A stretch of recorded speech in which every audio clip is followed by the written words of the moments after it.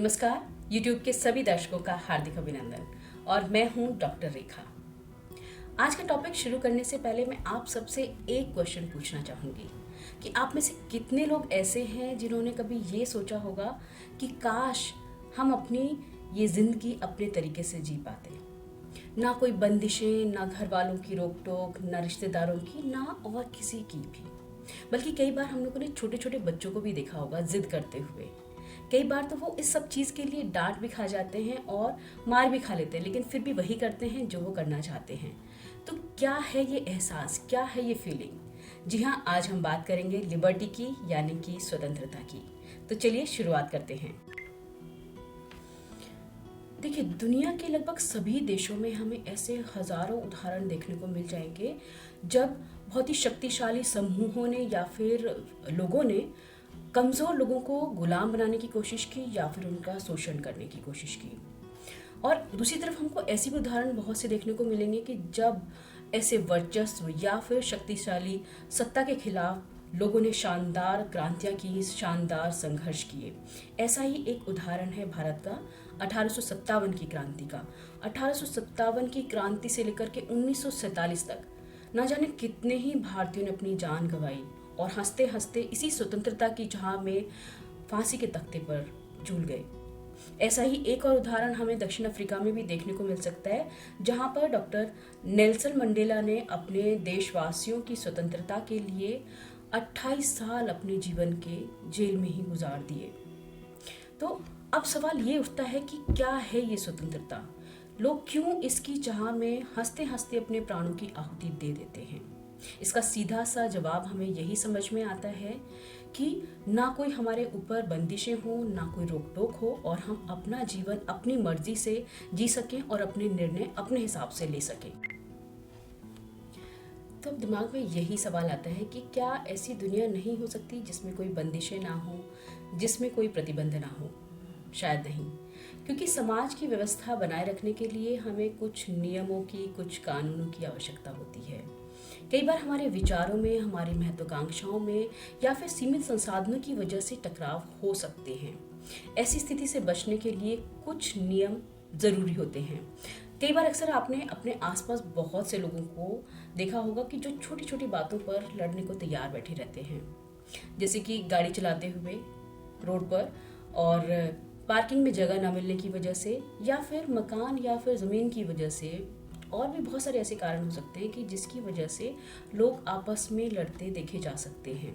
तो और ऐसी स्थिति को निपटने के लिए हमको कुछ राजनीतिक प्रतिबंधों या फिर कानून की ज़रूरत होती है और बदतर स्थिति में हमें उन कानूनों को मानने के लिए मजबूर भी किया जाता है। अब सवाल ये उठता है कि स्वतंत्रता पर कहाँ पर प्रतिबंध लगाना चाहिए और कौन से ऐसे क्षेत्र हैं जिनको प्रतिबंधों से अलग रखना चाहिए।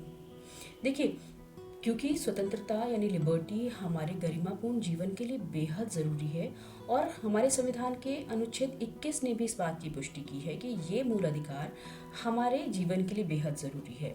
तो इस पर यानी कि अगर कुछ छोटे छोटे कारण हैं तो उन पर कानूनों का सहारा न लेकर के हम सामाजिक नियमों का सहारा ले सकते हैं। जैसे कि किसी कॉलोनी में या फिर किसी सोसाइटी में कोई व्यक्ति बहुत ऊंची आवाज़ में म्यूज़िक सुनता है तो उसके लिए हमें पुलिस को या फिर कानून का सहारा लेने की बजाय हम लोग आपस में बातचीत के द्वारा हम इस बात को सुलझा सकते हैं।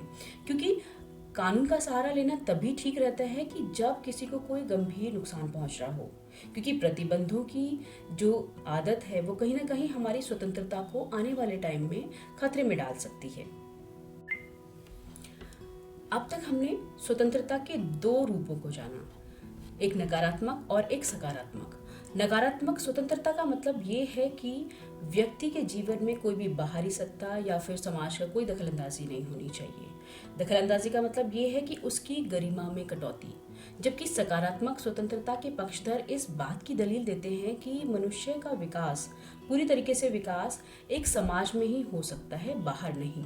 क्योंकि जैसे किसी पौधे के लिए सूर्य की रोशनी, मिट्टी और पानी की जरूरत होती है, ठीक वैसे ही व्यक्ति की अभिव्यक्ति की स्वतंत्रता के लिए और उसके पूर्ण तरीके के विकास के लिए सामाजिक, आर्थिक और राजनीतिक क्षेत्रों की बेहद जरूरी आवश्यकता होती है।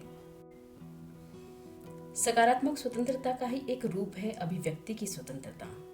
अभिव्यक्ति की स्वतंत्रता का मतलब है कि हमें अपने विचारों और भावनाओं को व्यक्त करने का अधिकार है, जो कि हमारे व्यक्तित्व के विकास के लिए बेहद ज़रूरी भी है।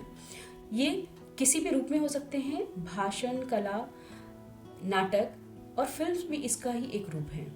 लेकिन कई बार आपने और हमने ये भी देखा होगा कि बहुत सारी फिल्म्स पर काट छाट की जाती है, उन पर कई बार तो उनको बैन भी कर दिया जाता है, जो कि वर्तमान स्थिति को देखते हुए बहुत ही हमको आसान सा समाधान लगता है, लेकिन आने वाले समय के लिए ये बिल्कुल भी उचित नहीं दिखता।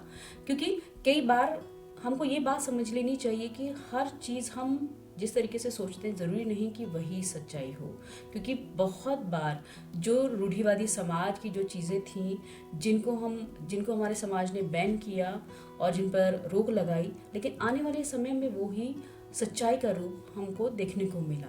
इसी से जुड़ी एक दिलचस्प बात मैं आपको बताना चाहूँगी कि इंग्लैंड के राज परिवार में अगर कोई भी व्यक्ति काम करता है तो वो उसको एक समझौता करना पड़ता है कि वो राज परिवार से संबंधित कोई भी बातें ना तो बोल सकता है ना वो लिख सकता है। यहाँ तक कि वहाँ की नौकरी छोड़ने के बाद भी वो ऐसे प्रतिबंध से, ऐसे समझौते से जुड़ा होता है।